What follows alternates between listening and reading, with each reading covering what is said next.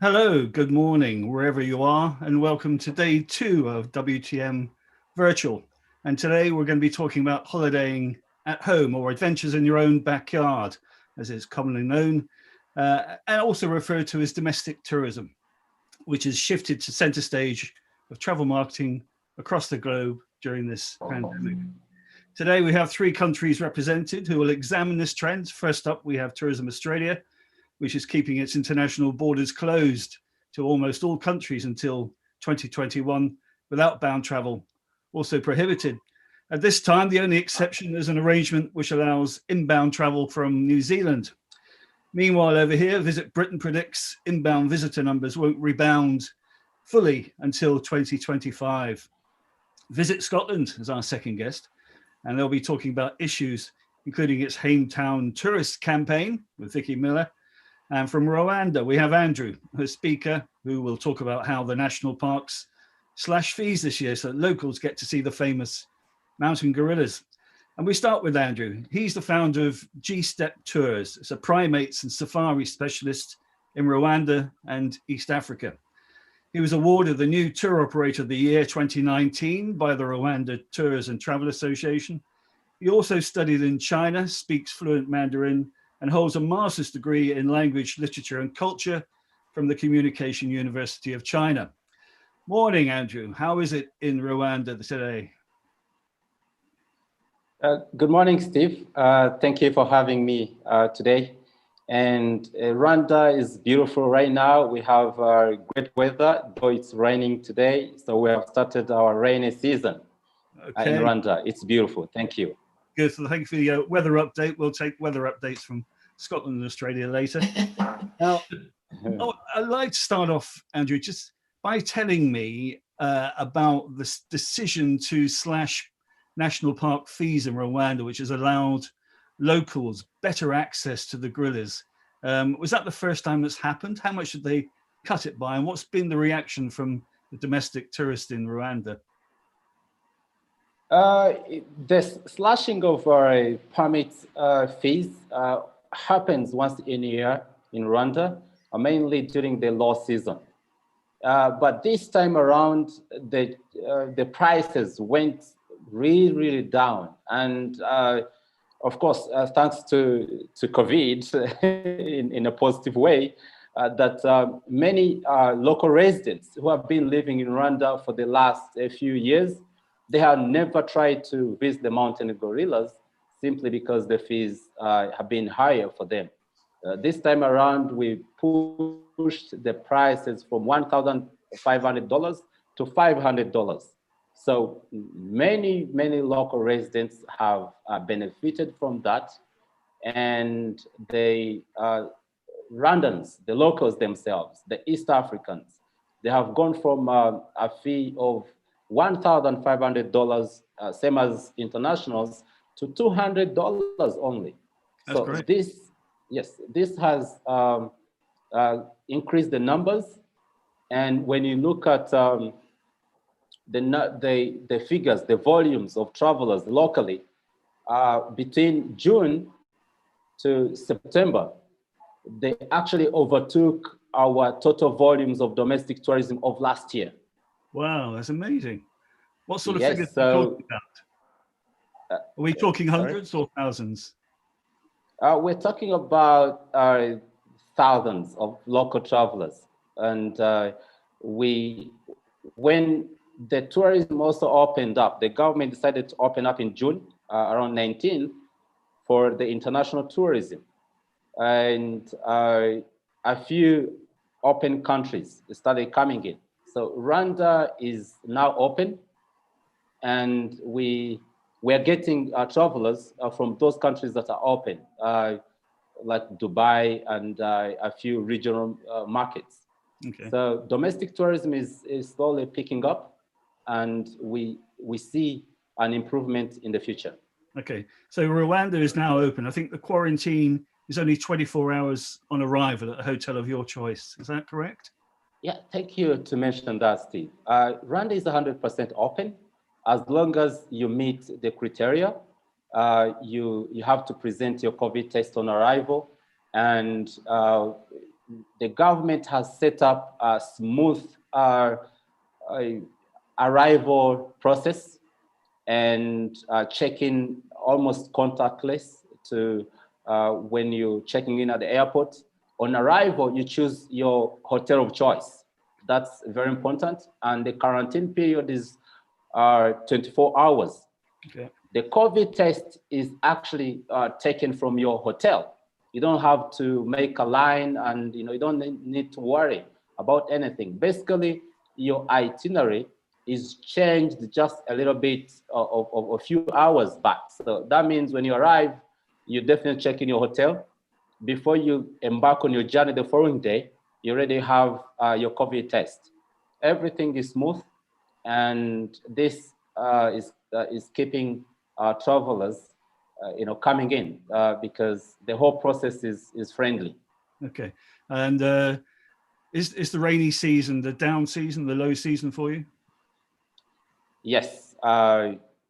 Normally, we have the rainy season starting from May and ends, so not May, it starts around end of November and runs up to mid-April. So around this period, we have a discount for everything, be hotels, be permits. And this is when most smart travelers choose to travel to Rwanda. And I believe, is it the case that there have been 28 new baby mountain gorillas this year? So you get a chance to see them. Oh, yes, definitely. So every year, once in a year, normally in September, we have the gorilla naming ceremony. So as G-Step Tours, we also cooperate with our foreign agents, our foreign clients to issue them invitations to come and witness these amazing gorilla babies. This ceremony is a huge one.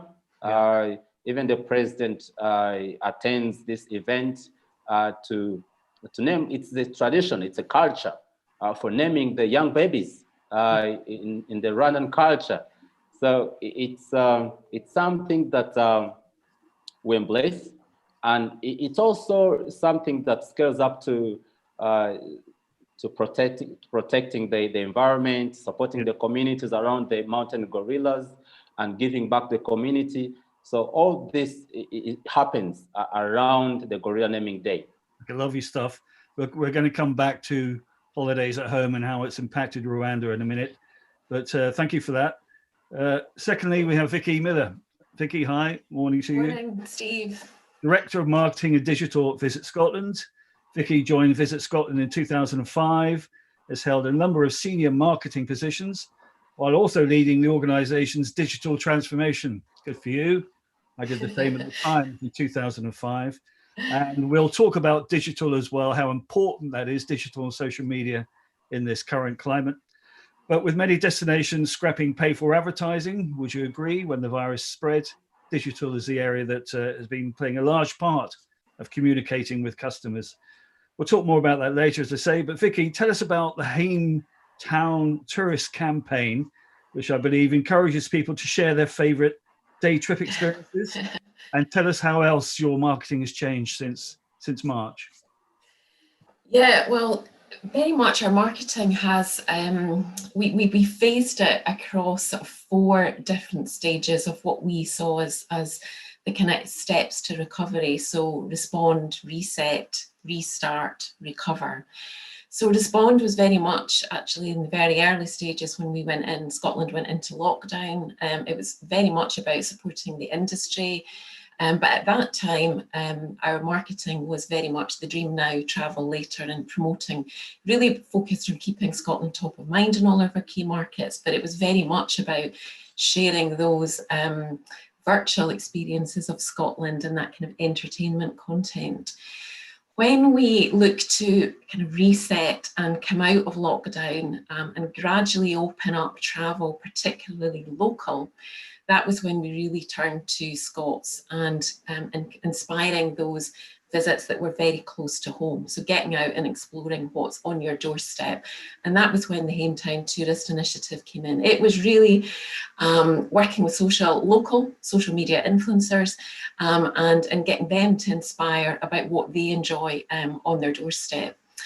On the 15th of July, when we restarted tourism in Scotland, that was when we actually moved to our Only in Scotland campaign. But very much, again, we kept the focus in Scotland.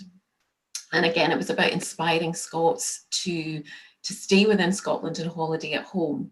And with a very much a heartfelt message about why Scotland needed them. So it was our Only in Scotland campaign, Why Scotland Needs You. As we moved into August, we actually rolled that campaign across the wider UK as obviously travel eased across the UK.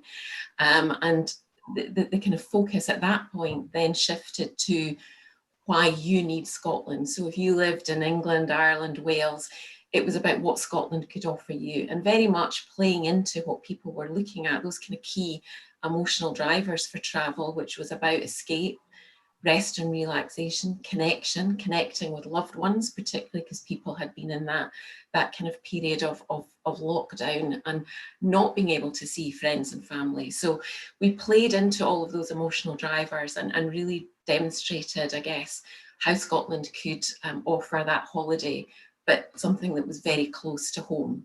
Yeah. Where we are now, with much of the UK back in lockdown, we've actually gone back to that Hametown tourists, so very much that focusing on local again and really getting Scots to embrace local, so what's on your doorstep, and actually working cross-sector, not just in tourism, but with likes of Scotland's Towns partnerships to promote the whole Scotland loves local, and really getting behind that localisation trend, I guess, that we've seen really kind of grow during this pandemic. So that's where we are just now. So very much an agile response. Yeah, it sounds as though you've drilled down quite far as well of working with all your regional partners in Scotland to be part of this bigger campaign and to make sure that's kept alive, that campaign.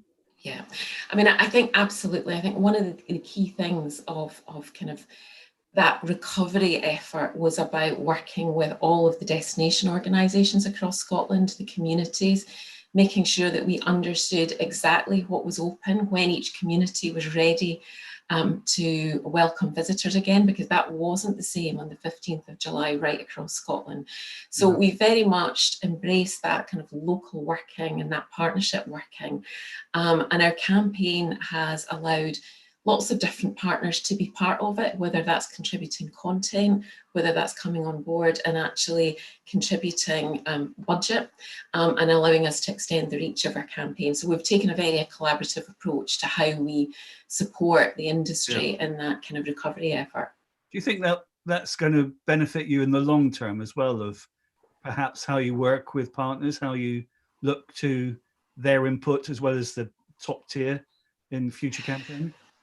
Absolutely. I mean, I think one of the key things from a Scotland perspective is that, you know, we've said that we reset from this point, and reset with a very much a responsible agenda in mind. And that really puts kind of community very much at the heart of that, so that we do it at a pace that is right for everybody and we get the right balance of visitors across Scotland. So community and partnership working has always been very important to us, but I think this pandemic has really highlighted that it is increasingly important that we work that way for the greater good, and, you know, come together to kind of really raise Scotland's profile.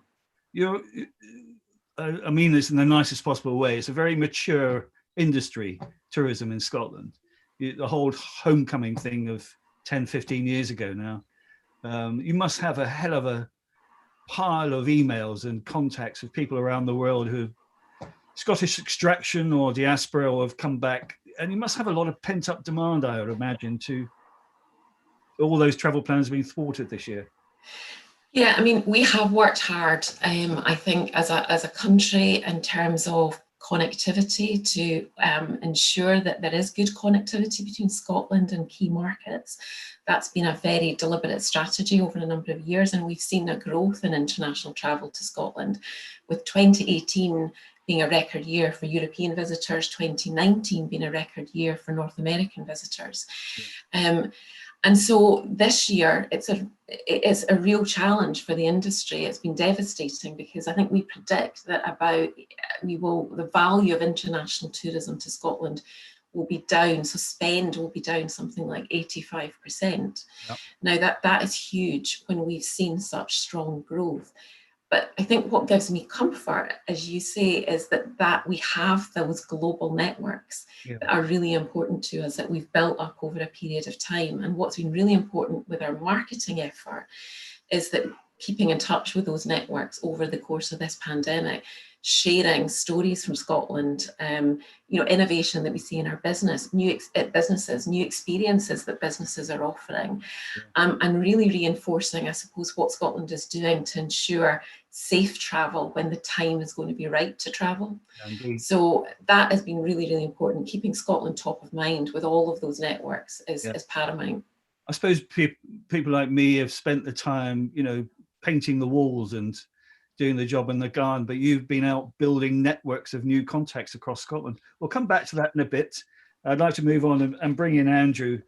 Talking about having tough times, Andrew, Australia's had it perhaps more than most with the bushfires and COVID over the last 15 months. And now moving into the summer season, you're launching the next phase of holiday here this year, another play on the domestic tourism front, first launched in January. And you've got a strategy as well to keep the lights on in your international markets. Now, Robin is Tourism Australia's Executive General Manager Commercial. I hope I've got that right, which includes marketing operations for New Zealand, UK, USA, Germany, France, Italy, and Canada. You've worked in the travel and tourism industry for 30 years and joined Tourism Australia 2012. Robin, tell us more about the last 15 months and everything else that's gone on in Australia. Absolutely. And hi, Steve. Thank you for having me join and represent Tourism Australia. I think, before we look more at the domestic side, to talk to you a little bit about what we've been doing in our international markets. And you're right, our crisis started in January with the bushfires and then morphed into the COVID crisis that we all faced. And in the international markets, we certainly haven't gone dark in any of our priority markets that we focus on. We've got great teams on the ground. They're as busy as ever getting, the PR content out there, really fantastic new consumer content that we've produced and getting out there. We've recently launched in the UK and other markets around the world some 8D videos that are really immersive. For those who don't know 8D, which I was one of those, hand up what 8D means. It basically is a truly immersive audio experience. So you must watch these videos with the headsets on, and it is quite amazing watching them. It's from all around Australia, and it just brings to life. It really plays into the dreaming side. While those borders are closed and we can't welcome the international tourists back, to show them parts of Australia in a different way and a more immersive, almost interactive experience. That's gone down really well. So they've been launched. We've also had a lot of other content that we're doing. We talked about social, and social's been a big part of our journey through this, but also content as well, and getting those out in channels in all our markets, different partnerships with media partners, getting that dreaming content out there has been a big part as well. On the trade side, the B2B side, our teams have never been busier actually in terms of what they're doing, in terms of outreach and being there for our distribution partners around the world.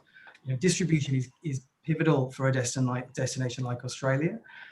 You're a complex destination. We need distribution and the airlines to get here and sell it in. So staying close to them, giving them tools to get through this crisis as well. We launched a Trade Resources Hub as tools for them.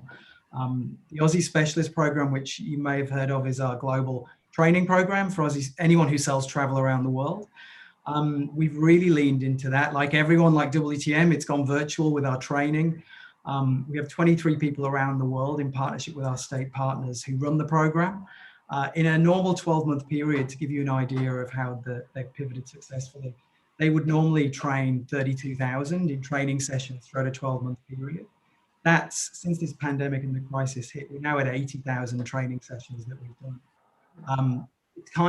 It's unfortunate that people have had time on their hands, but we're so supported by the industry who've lent into learning in that time when they haven't been able to sell because of border closures, etc., that they've learning about the destination. And we're heartened by that because we know it'll be there when we come out of this crisis, that we'll be better educated to sell and we can act through that. So yes, great tool.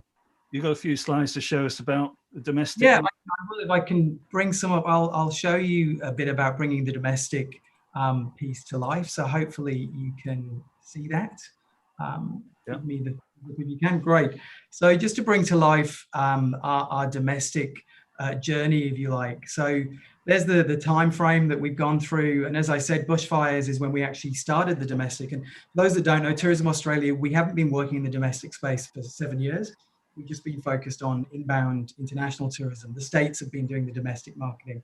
But with the bushfires and the projected downturn back then in terms of the impact of the bushfires, we launched a Holiday Here This Year campaign, which was a bit of a call to arms to all Aussies to have a holiday in their own backyard.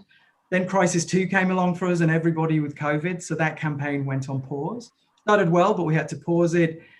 Then we have those phases that you can see across the top, the crisis, recovery, and new normal.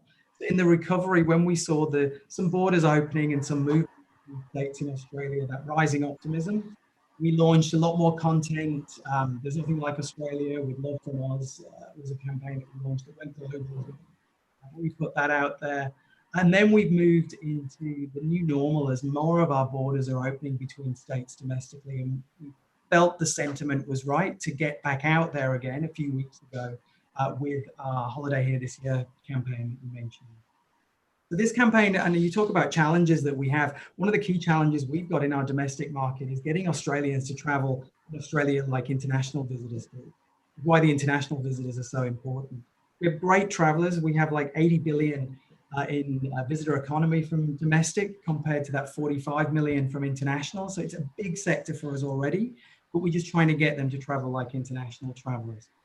Our relaunch campaign with Australian personalities, Zoe Foster Blake and Hamish Blake, husband, they really talk to all Australians. And an interesting take on this campaign for us, we're not just talking to our high value traveler, which we target in our overseas market.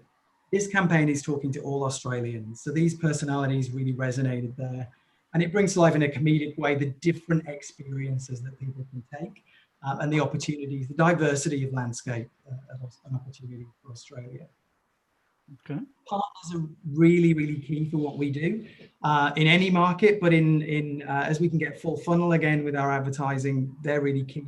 The states I've mentioned that we work closely with, not duplicating what they've done, so really complementing the great work they've been doing. And then we make the campaign available to everybody, so it's available for our Halo partners as well. Bringing industry on the journey globally and domestically is really key. Trade Resources, as I mentioned, is live for everyone to access. Great insights. We're really big on research for our industry and partners to know what we know about the consumer. Aussie Specialist, I've mentioned, we didn't have that in the domestic market. We launched it for the first time. We were a bit like, people know their own backyard, but it's been phenomenally successful, smashed our targets and really well received. So people do like learning more.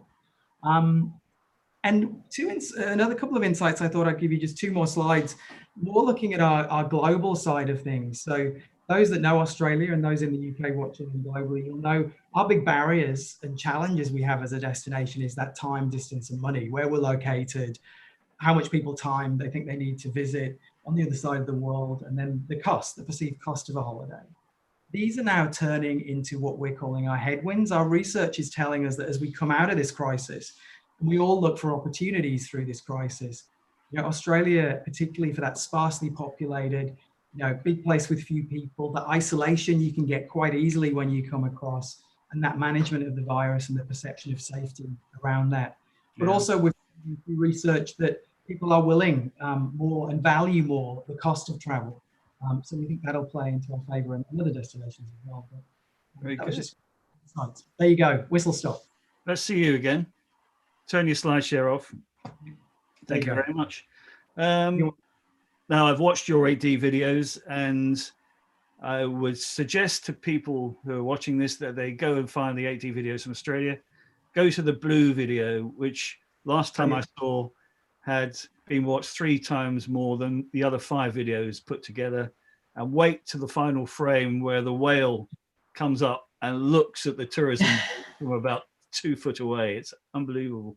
It is Now, amazing. what I'm getting from you there, Robin, I saw it with Vicky in Australia, in Scotland, is you've actually used this time well to look at your partners within your destinations. As you say, you hadn't done a domestic campaign for 7 years. That's unbelievable to me, because you're just relying on them to do their job, sort of thing.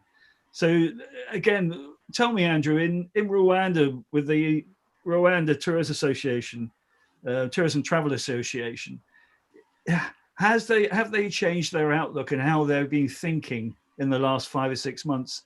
Are they talking to yourself and your compatriots in Rwanda of how you can work better together as an industry for the future?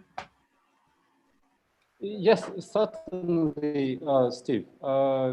Things have changed. Everyone in the sector understands these are tough times. And initially, when we went to the lockdown, and then out of the lockdown, nothing was being done to do with the tourism. But gradually, the government opened up local tourism. So we started dealing with domestic for a couple of weeks before we opened up the international flights. So within that phase, every department within the tourism chamber or our development board, tourism development board, everyone was concerned about tourism. We have communities to feed. We have many people that were living on tourism. We have tour guides. We have the SMEs like us. We're trying to survive on tourism. We have a few companies that have just come into our business a few years, say 2 years in the business, and then COVID came in. So the whole mindset changed because everyone has been coming to the industry targeting the foreign markets. But this is the time that we had to survive on our own. So that's when the ideas of introducing incentives to the locals or the foreign residents in Rwanda came up. So we tried to target the locals and the regional residents who live in Rwanda and East Africans who also don't live in Rwanda. But mainly the people that live in Rwanda have been getting the benefits. So definitely the whole mindset of the tourism chamber, together our Rwanda Development Board, came up with a package to the people who are within the country. So, but this doesn't mean that the benefits went to the internationals, not yet that time. Initially, we have been introducing the incentives in phases. When we started, the benefits were going to the locals directly and the local residents. And as time went ahead, now we have introduced incentives even to the internationals. If you're traveling as a family or as a group, or you are at a certain number, say 100, you are getting about 60% discount. That's good. So, and this goes up to the hotels. Hotels that costed, say, $1,000 per night. That's the high end. They have slashed their prices to about $400. So, and this has clicked in some travelers' minds because we have this campaign of Visit Rwanda that we have been promoting for a while. So people look at the pricing. Visit Rwanda or coming to Rwanda is not for everyone. Rwanda, we position ourselves as the high-end destination, and not everyone can afford to visit Rwanda.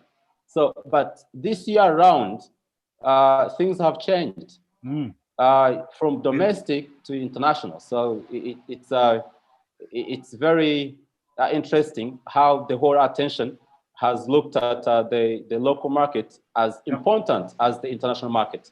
Well, Andrew, I've quoted you as saying this. I think it's a very excellent quote. In a positive way, we have learned the domestic market is as important as the international one. When developed in a meaningful way, domestic tourism can sustainably complement international tourism with year-round tourism economic growth and development. That's quite a statement, and I think that sums up what we're seeing across the world at the moment. Robin, what would you say to that statement? No, I very much agree, Andrew. Yes, excellent quote.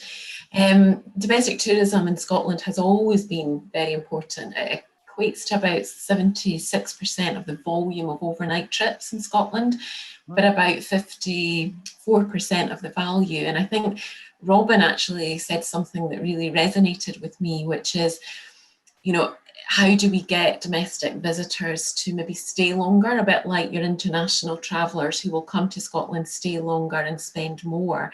And that really is the opportunity.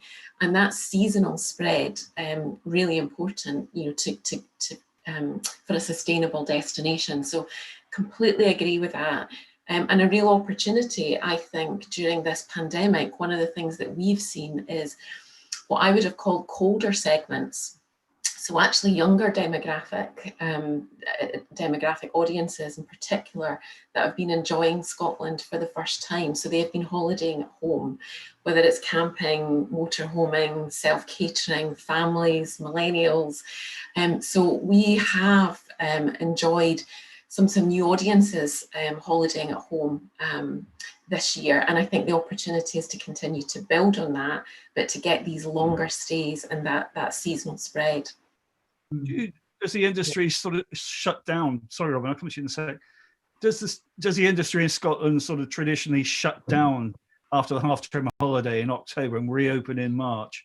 Is that still the case, or is that going to change as well?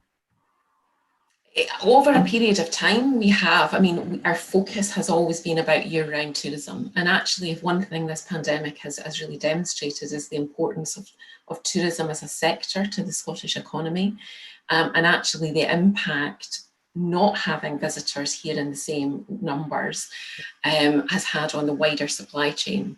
Yeah. So our objective and our strategy has been very much to see that year-round visitor.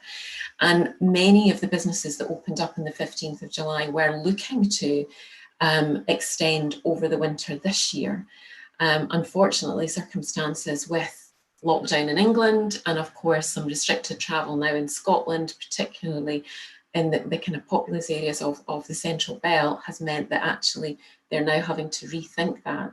But we've definitely been on a journey to see that year-round tourism and many more businesses continuing to operate over the winter months for a while now. Good stuff. Robin, sorry, you were going to say. I was just going to add to it that, yeah, I totally concur with the statement. And just from our side of things, a big opportunity that we've got in Australia as well is there's about 9.5 million outbound. Your microphone is cracking up for some reason. Perhaps you need to listen in a bit. Sorry about that. Better? That's better. Yeah. So we've got about, from an outbound perspective, Australians go on about 9.5 million leisure trips every year, which is phenomenal. So we've got an opportunity to get them to now, you know, turn those holidays and have more domestic travel as well. So that's something we're really leaning into and trying to capitalize on. And also, like other destinations, we're competing with other sectors. People, you know, can spend their money on home improvement or luxury car purchases. So we're trying to get them to have a holiday and not spend on other things. Well, that's one of the challenges we have over here. Yeah, okay. Now, I saw the chief exec of Tourism Ireland yesterday talking pretty much along the lines we were all talking about today. They're saying they've done a lot more music and culture videos to keep their light shining on the international markets. And this made them sort of rethink a little bit about who they are and what they do, and music and arts is a big thing in Ireland. Have you, Vicky, Robin and Andrew, have you had similar bones jarring in your body about we should be doing more of that, or this is working well. Why haven't we done this before? Robin. I think socials, follow Tourism Australia, social is a big part of what we've been doing for a very long time in all our social channels. But we're certainly evolving what we're doing in those channels. We've got, sorry, is the audio okay? Or, Yeah, well, it's a bit crackly, but you're okay. I'll put my headphones in when you put the next one. But so yeah, we've been doing a lot more and really embracing new opportunities in the social space, be it listicles or different things that we're doing on Instagram, Facebook, etc. And really utilizing those channels. That was pretty much our BAU, but we're really a lot more of it. But the Indigenous story of Australia is something we're really leaning more into. It's always been there, but it's certainly something that we're bringing forward. Yeah, good. It's an important one, and we really are getting behind that and pushing that out. Good, thanks. Vicky. We're going to see more Mel Gibsons, or is that too much of a cliche? What do you think? What's resonated with you about how you promote Scotland, given your changed pair of glasses? I think what we hear from visitors, so through the research that we do, it's about storytelling, it's about authenticity, it's about immersive experiences. So our content very much, and again, a little bit like Robin, all different formats of content, we use to do that storytelling. But actually, we've really focused in on people. And, actually the business owners who can tell their own story. So we've used a lot of our people to tell the story of, whether it's their business or, it's the musician, the artist. And that seems to resonate because people, I think, connect with those stories, and they like to see the people that will be there to welcome them. So we've used a lot, and we've had what we called our tour guide tale series, which we did in video format, but also podcast format, with that kind of great storytelling content. So that very much has been at the heart of the way that we have showcased Scotland, is through our people and their stories. And Andrew, I think we all know about the gorillas, but presumably you have a tour coming in and you show them the gorillas. What else do you show them, and what else are you thinking about when the international visitors come back that you might do differently with your tours? Thank you, Steve. I think I should run a few slides to just give you a picture of what, yes. Very quickly. Yes, it will be. So now, when you talk about the impact, I'm showing you, this was our team before. So we talked about the impact, and after COVID, the team slimmed down. So this is how things have been moving gradually and almost to being alone in the company. So this is a very serious case that we're relying on the international market. So now, today's situation in Rwanda under the COVID, we have a few restrictions. So now, this is the map of Rwanda, and we have the parks across the country, and the requirement is to have a COVID test to go into any park. So you must have a negative test to enter into the national park. But the cultural tours, the community tours, you don't necessarily have to have this COVID test. So this is what we have been focusing on when we opened tourism on 17th June 2020 to the international market. So we have the guidelines set to the general public who wish to visit Rwanda since we opened up. And when we started this Visit Rwanda campaign with the promotions, we offered the discounts to the local residents. So these are the campaigns that have been running through the country. I'll go through the slides so that I don't eat up the time. When we talk about the parks, we have the communities around the parks. After it's not just seeing the animals. So we have the communities, and these communities benefit from the travelers. and without having the travelers coming in, they have been hit. So what we are doing right now is to prepare, to educate the communities, the hotel owners. They have to be equipped what measures to put in place, social distancing. Now, this is a very good picture I wanted to share with you. Our mountain gorillas, when you're seeing them under normal circumstances, you have to keep 5 meters away. And That's now, not 5 meters. Now, yes, and of course, you don't need to go close to the gorilla, but the gorilla can come to you. This is what happened to this lady. So the same thing that happened to this gentleman. So the gorilla can come to you. So this is amazing that we have now to keep 10 meters, and you have to have a negative test to visit the mountain gorillas, you know, and you have to keep your mask on. So this is, you know, our main selling point has been hit. So what we have done is to return to the communities, the community tours, the culture tours, as we wait for full opening. But now the gorillas are now open, and anyone can visit locally.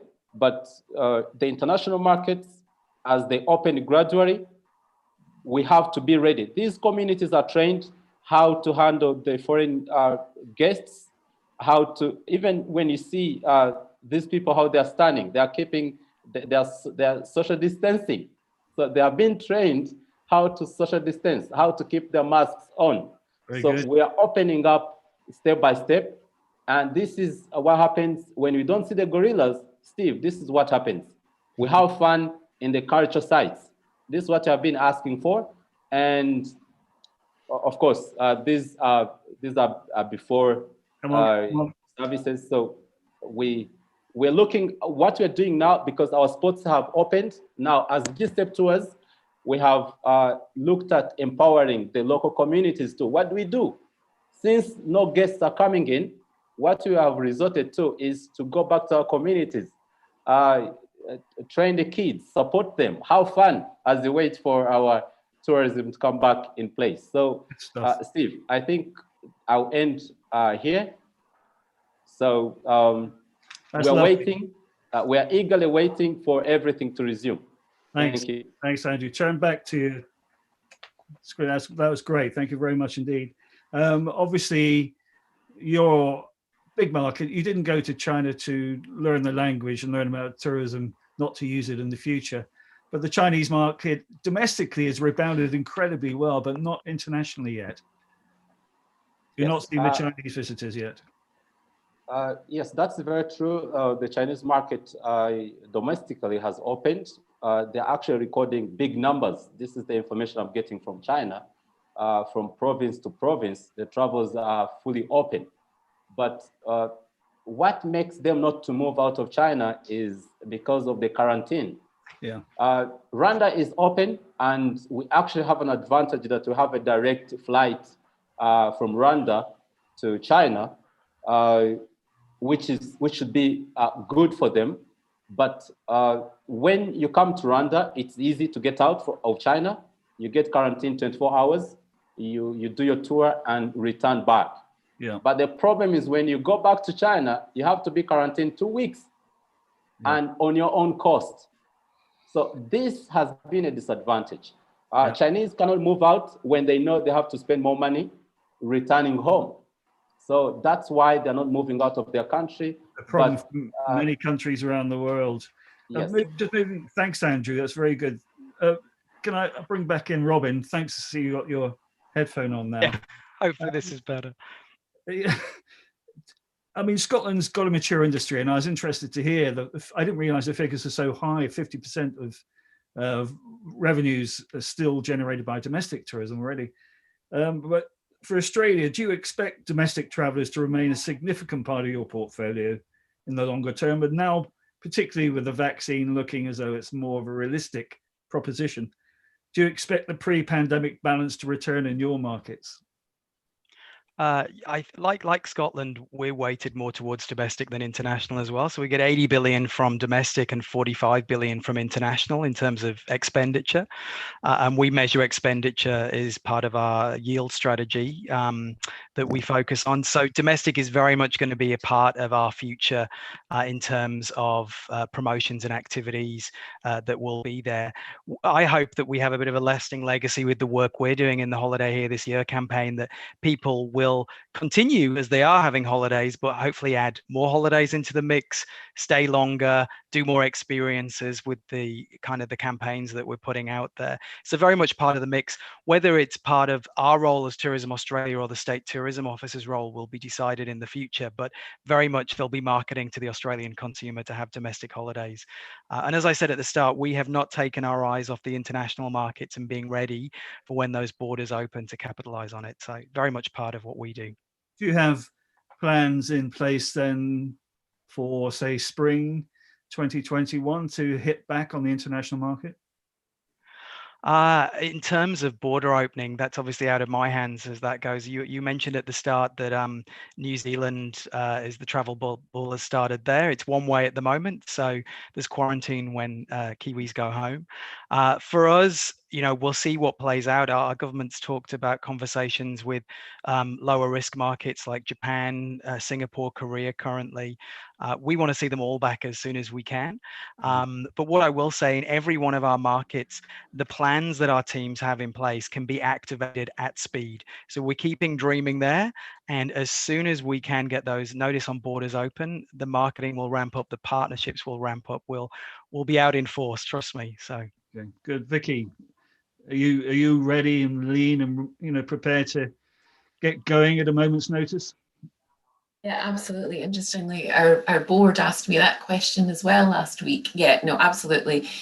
We've been, I guess, very active still in all our international markets, largely through kind of business to business activity, B2B, and PR.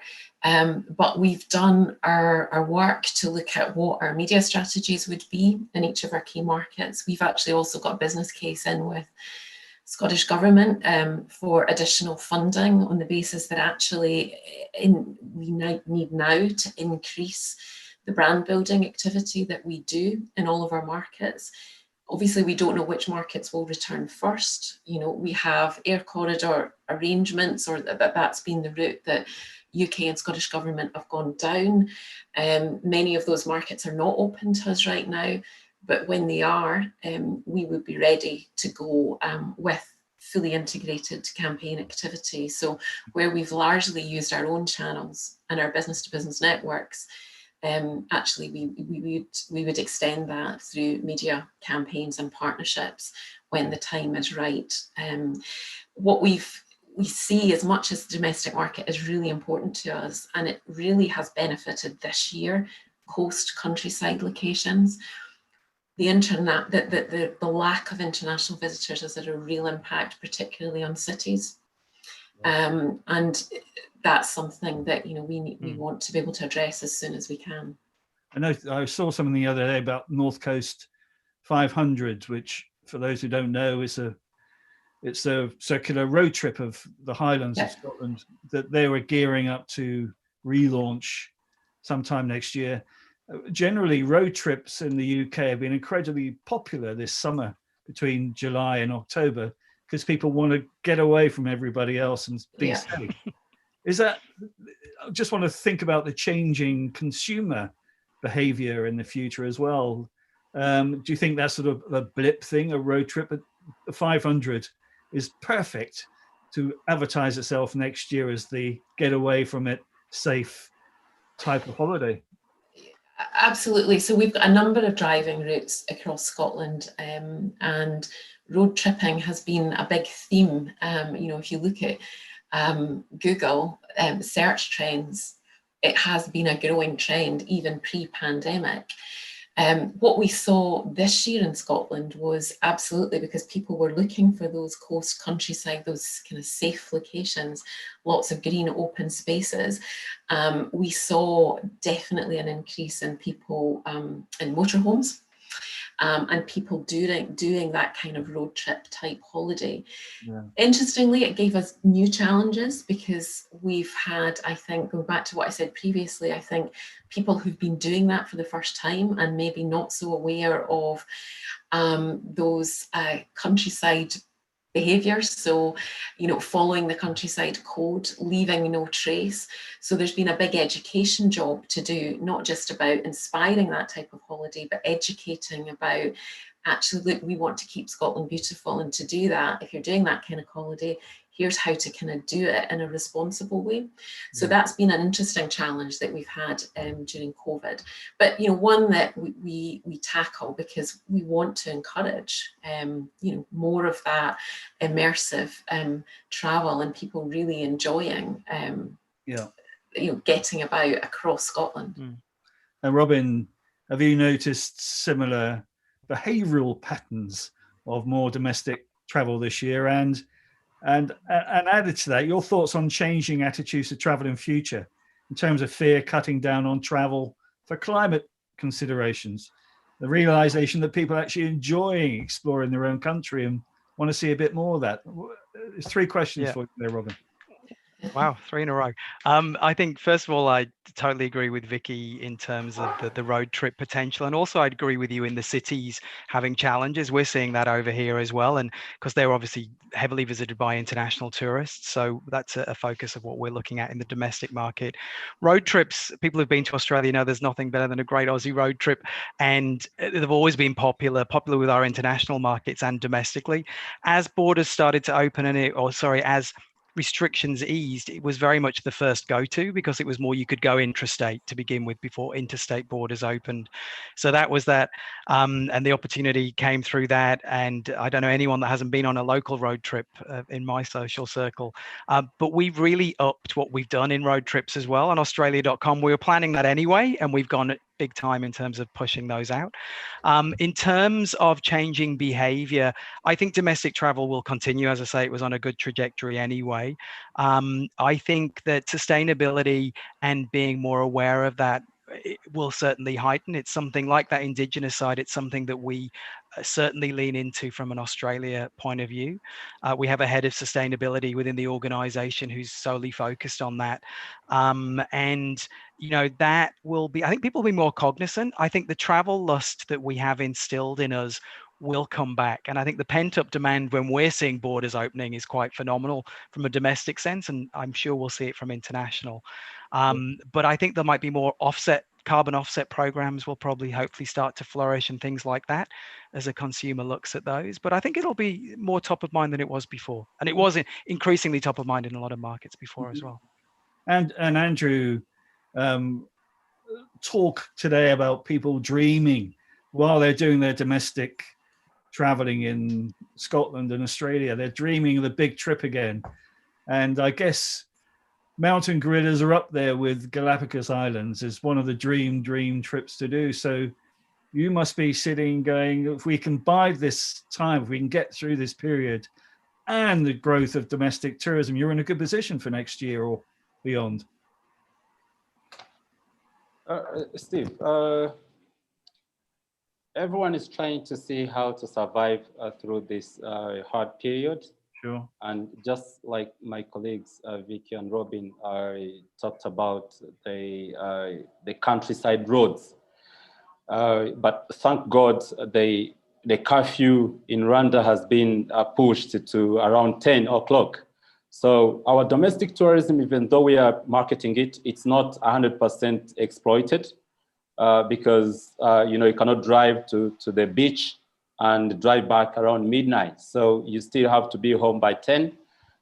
We are almost one level to being 100% safe, but we are not yet there yet. So what we are looking at is to follow the government guidelines.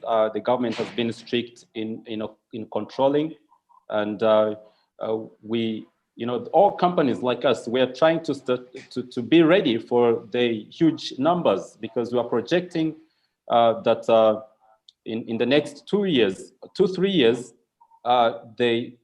the return of visitors, the numbers are going to be big because 99% of the gorilla permits or the bookings were postponed, not actually cancelled. Only 1% of the bookings was cancelled. So when everything gets back to normal, we expect huge numbers into the country. And definitely, so once we recover this, I think the mindset, even for operators or people who have been in this industry, the mindset is going to change completely. So we're going to be thinking, why can't I go to Scotland? Why can't I, travel? So everything is changing because we have been in a box. And once everything gets back to normal, we'll be thinking to explore before things get worse. Well, Andrew, you know who to call when you're planning a I'm sure Vicky would like to talk to you about the... Absolutely. You're welcome, Andrew. Anytime. Thank you. Hey, we've got a couple welcome to Rwanda too.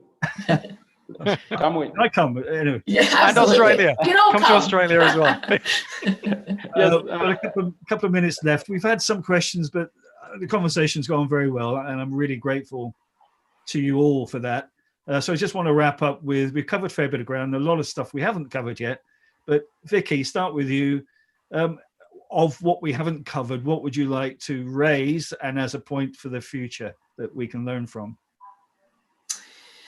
What have we not covered? I mean, a big part of our, I think, recovery as an industry, as a sector, is going to be about supporting businesses to reach new audiences, new markets, and the importance of digital and technology. We've talked a little bit about it from a kind of content perspective and distributing those stories, but it's going to be really important for our businesses to be discoverable online, bookable online, and a big focus for us in Scotland will be particularly working with the attraction sector to get more attractions using online booking, because from a health and safety perspective, people want to be able to book in advance. We're going to have to be able to manage demand, but we also know that that is just the way consumers are now behaving. So I think there's a big job to do, and working with our industry to I guess, help them on that kind of road to recovery. And I think digital and technology is going to play a big, important role for them too. Very good. Thank you, Vicky. Andrew, very briefly, what do you want to say that we can learn from in the travel and tourism industry? Very quickly, please. I think everyone has to learn from this situation, and just be responsible. We have been responsible for a while, for a few months, and let's support. I think we can learn the teamwork that has been essential. So many countries, this has not been a local situation. We have got so many factors that have affected the tourism sector, but this time around, it has not been a localized situation. This has been an international thing. So I think we should learn more cooperations and working together in this sector. That's what I think we should keep in our minds. Very good, noble sentiment, and thank you for that. And Robin, you've got 30 seconds. Let's hear your final. I think we've covered quite a lot. I would just end with that we really empathize with everything that's going on around the world with lockdown situations that some countries are in, and rest assured that as soon as those borders can be open, we're ready to welcome everyone back. We miss seeing our international visitors. We can't wait to have everybody back. And in the meantime, we'll keep the dreaming content out there and welcome you back soon, we hope. But thank you, Steve. Thank you very much, you guys. I think domestic tourism has benefited this year. I think the domestic industries are learning a great deal from this period as well. But obviously we are going to travel again. And I'd like to thank you all, Vicky, Andrew, and Robin for your time today, and to everybody for tuning in so early and viewing us today. Good luck and thank you very much. Thank you, Steve. Good day, everybody.